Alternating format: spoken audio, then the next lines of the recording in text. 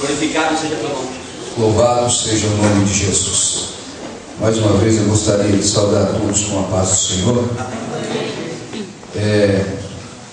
Foi nos dada a oportunidade e eu costumo não negar a oportunidade não, a menos que o Espírito Santo fale para mim não. Então nessa noite, por gentileza, eu pediria para os irmãos que estiverem com as suas Bíblias. Quantos estão com a sua Bíblia, irmãos? Saiba que essa é a espada do crente. Use ela contra os males de tua vida. Gênesis, capítulo de número 22, apenas o versículo 6 e o versículo 7. Sou feliz por mais uma noite retornar a esta casa, hoje com a incumbência de pregar a palavra. Como já foi dito, não é fácil estar aqui em cima e principalmente ainda anunciar a palavra do Senhor, mas na dispensação do Espírito Santo eu creio que Ele tem uma mensagem para os nossos corações. Agradeço já de antemão ao Júnior por ter nos cedido essa oportunidade. Deus te abençoe, lá.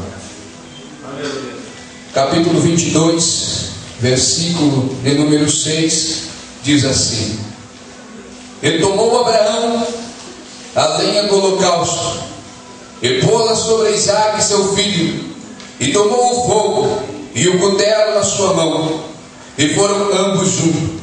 Então falou Isaque a Abraão seu pai, e disse: Meu pai? E ele lhe disse: Eis-me aqui, meu filho. E ele lhe disse: Eis que aqui o fogo e a lenha, mas onde está o cordeiro para o holocausto? Glórias a Deus. Bendito é o nome de Jesus. Aleluia. Amados irmãos, se formos olhar para essa história aqui, entendemos que é a história de Abraão. Deus chama esse homem quando ainda morava numa terra pagã, quando ainda morava em um lugar onde o Deus que era, como se fôssemos dizer, padroeiro daquele lugar, era um Deus chamado Lua. E esse homem sai daquela terra e vai até Arã. E depois Deus lhe chama, ele faz promessa e diz para ele que a descendência dele seria grande, que a descendência dele, natural dele, do filho dele, dele e de Sara, sua esposa. E acontece que Abraão, toda a sua vida ele viveu em uma terra de deuses pagãos. Deuses pagãos eram estátuas dizendo que era Deus, era qualquer banco dizendo que era Deus, era qualquer pau aí que fazia uma imagem dele e dizia que era algum Deus. Mas Abraão um dia reconheceu e sabia que aqueles deuses não podiam fazer nada, que aqueles deuses nada podiam fazer, nem sequer se mexiam, nem sequer respiravam. Se caísse, alguém tinha que levantar eles, porque aqueles deuses não faziam nada. Então Abraão compreende que existe um Deus maior do que aquele, um Deus que responderia, um Deus que falaria com ele, um Deus que anunciaria coisas a ele. E um dia esse Deus olha a fé desse homem e chama ele e faz promessas. Escute que Abraão não era diferente de nós, pois naquela época ainda não existia Moisés, naquela época ainda não existia lei, e agora Deus fala face a face, ou melhor, Deus fala com Abraão e Abraão escuta o que o Senhor disse. E quando Deus faz uma promessa para ele poderia muito bem duvidar dessa promessa, mas não, ele creu, porque era a voz do Senhor que falava com ele. Entendam nessa noite que o Senhor tem uma promessa com cada um de nós. Ele creu pela fé e você também aceitou Jesus pela fé. Aleluia. Não foi diferente de nós. Ele creu pela fé e a fé dele levou ele a conquistar. Entendam uma coisa: dizem que Abraão é o pai da fé, e verdadeiramente sim, porque ele acreditou antes que muitos não acreditavam. Ele acreditou na promessa de Deus. E um dia você também acreditou na promessa que Deus tem na sua vida. Um dia você também acreditou no chamado que Deus te fez. Como o jovem disse aqui hoje, ele estava tremendo no banco e o Senhor usou alguém para falar aqui, e ele aceitou a Jesus. Ele reconheceu que era a voz do Senhor, como um dia eu também reconheci. Pois bem, vamos correr um pouco a palavra de Deus. Logo após Abraão promessa de Deus, ele fez o que? Ele foi obediente. E está precisando no nosso meio de obediência. Está se precisando no nosso meio da gente entender uma coisa: filho que é obediente, Deus trabalha. Filho que é obediente, Deus faz para o filho. Entenda alguma coisa na nossa própria casa. Meu pai me dizia para mim: ó, se você fizer tudo certinho, no final do ano, no Natal tem presente. Agora, se não fizer as coisas direito, no final do ano não vai ter presente. E o filho vira longe o ano inteiro. E ele me lembrava às vezes: olha, seja obediente, porque vai ter alguma coisa. Estamos aqui num culto de jovens, num culto onde jovens adoram o Senhor. E quão dificultoso é um jovem ser obediente. Porque é dificultoso um jovem ser obediente. Muitas são as coisas que tem aí no mundo e querem nos fazer, nos tirar da obediência de Deus. O que o mundo tem, eu não vou dizer que não é bom, é sim atrativo aos nossos olhos, mas o meu Deus aqui dentro é maior do que o mundo. O meu Senhor é melhor do que o mundo. A promessa de Deus é melhor do que o mundo. Se o mundo tem 100 para te oferecer, Deus te oferece 1 milhão. Aleluia. Aleluias.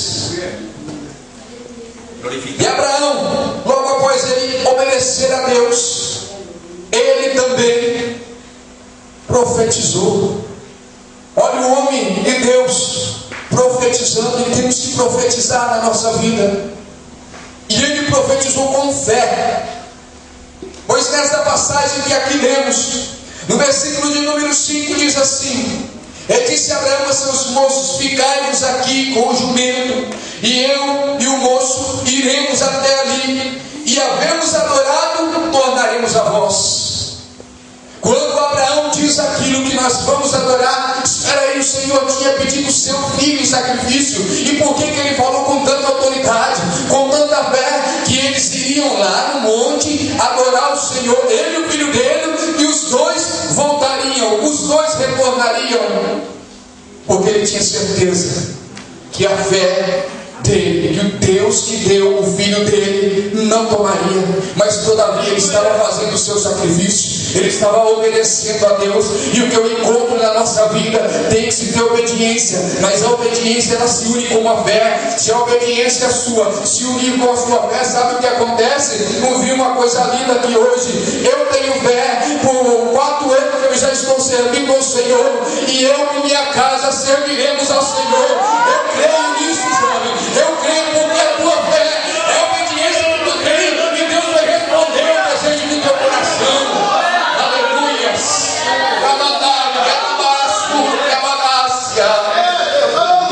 Mas para o sacrifício acontecer, mas para a promessa de Deus se cumprir, mas para ele conseguir cumprir aquele sacrifício, não podiam faltar alguns elementos, ou não podiam faltar 3 coisas naquele lugar. Se nós olharmos para a palavra do Senhor, eles estavam levando o fogo, eles estavam levando a lenha, e ele também estava levando o cutelo. Se olharmos para a palavra do Senhor, o Senhor me deu uma mensagem, e eu dizia para o Senhor: mas o que significa cada uma dessas coisas? E o Senhor veio me dizendo: o fogo na nossa vida é a chama do Espírito Santo, e que não pode ser apagada.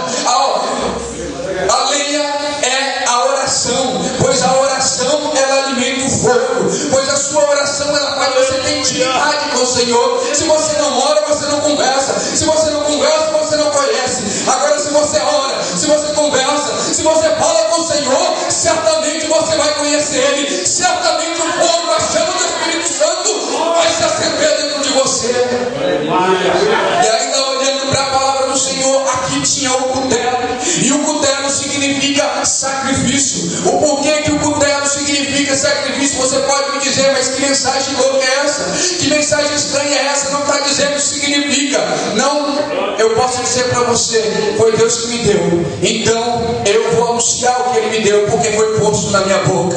Aleluia. Por que o sacrifício de Deus significaria esse cutelo? Agora eu vejo, é como se eu visse Abraão subindo um monte, e Abraão lá no cume do monte, ele ergueu o altar ao Senhor. E quando Abraão ergue aquele altar ao Senhor, ele coloca lá a lenha, ele acende o fogo naquela lenha, e agora está pegando fogo o altar. Abraão disse para o seu filho: deite-se aqui, meu filho.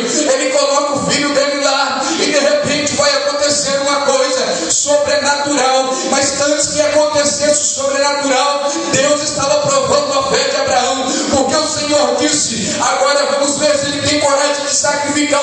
filho. Mas todo ser humano, antes que ele faça alguma coisa, antes que ele faça algum gesto físico, primeiro ele tem que fazer aqui dentro. Primeiro nós temos que fazer aqui dentro. Agora Abraão ergue aquele cutelo para cima e vai em direção ao seu filho. Na hora que ele ergueu aquele cutelo, aqui na sua mente, o seu filho já estava morto e sacrificado. Ele já tinha cumprido o sacrifício. Mas Deus é Deus que não tira o que Ele dá. E Ele disse através do anjo: não estendas a tua mão sobre o moço, não toque no moço. E Abraão, quem sabe, já olha com um sorriso. Quem sabe os seus olhos estavam fechados para passar o cutelo sobre o seu filho. Mas entenda uma coisa: o sacrifício de Deus já tinha acontecido aqui na mente dele, já tinha acontecido aqui dentro. E se o sacrifício aconteceu ali dentro, sabe o que é uma coisa linda que eu vejo? Sabe o que eu vejo? O homem obedecendo a Deus. O homem obedecendo a Deus, porque antes ele profetizou: iremos e tornaremos. Mas a coisa mais linda que eu vejo nesse sacrifício é que ele não precisou sacrificar o seu filho, porque logo quando ele olhou para o lado, tinha um carneiro ou uma ovelha presa nos galhos que estavam ali de um mato, e ele disse: ali está o cordeiro, pode sacrificar. Agora eu me lembro muito bem de uma situação: nós estávamos perdidos, nós estávamos à beira da morte, a nossa vida já estava perdida para o mundo, já estava perdida para Satanás, mas de repente surgiu um cordeiro, e ele abriu seus braços na cruz do Calvário e disse para Deus: Pai, está consumado, a ti eu entrego o meu espírito. E quando ele entregou o espírito dele ao Senhor, o milagre aconteceu, nós fomos salvos, a presença de Deus nos salvou.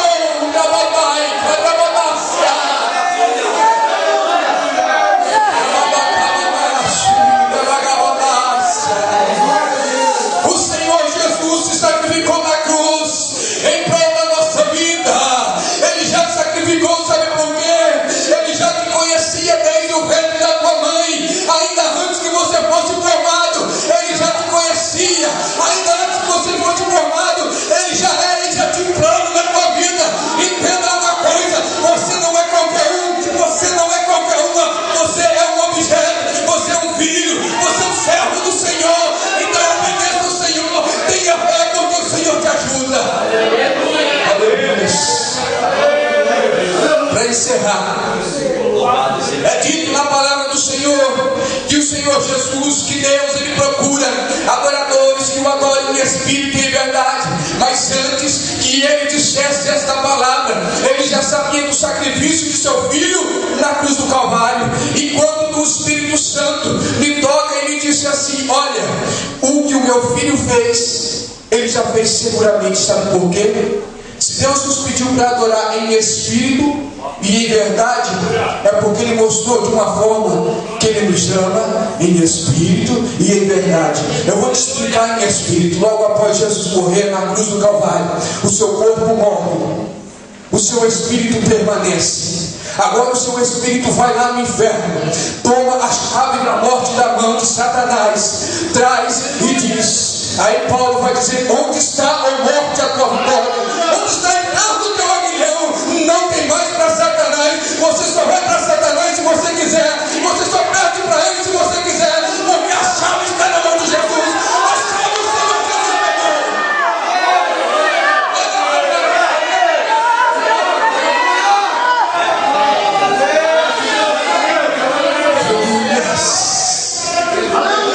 Aleluia.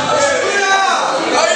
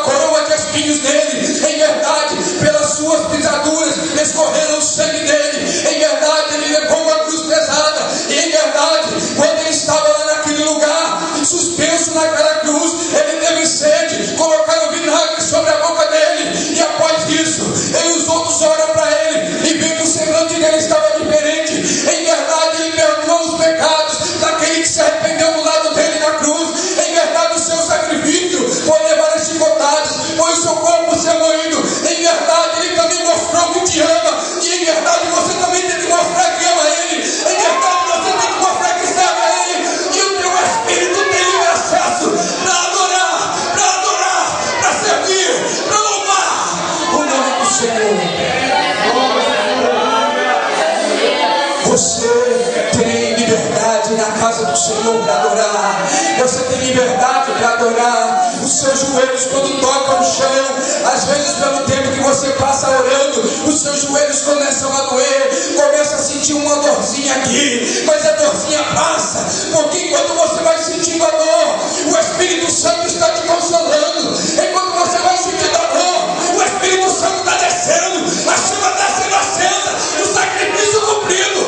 Então sacrifica, ora, jejua, santifica, porque o Senhor dará a resposta de tudo isso. E aqui eu encerro. A prova de que Deus nos ama foi o verdadeiro sacrifício dele, e ele mostrou que ele é fiel para as nossas vidas. Que nós possamos ser fiéis ao Senhor. Assim eu agradeço a oportunidade em nome de Jesus. Aleluia. Aleluia.